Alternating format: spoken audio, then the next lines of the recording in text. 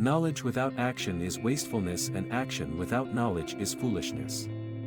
To get what you love, you must first be patient with what you hate.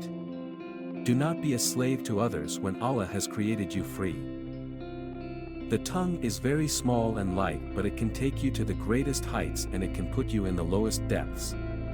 Half of disbelief in Allah in the world is caused by people who make religion look ugly due to their bad conduct and ignorance. A moment of patience in a moment of anger prevents 1,000 moments of regret. Desires make slaves out of kings, and patience makes kings out of slaves. The biggest of all sins is being the slave of your desires. If you want to control other people, first control yourself. People count with self-satisfaction the number of times they have recited the name of God on their rosary, but they keep no count of the number of idle words they speak.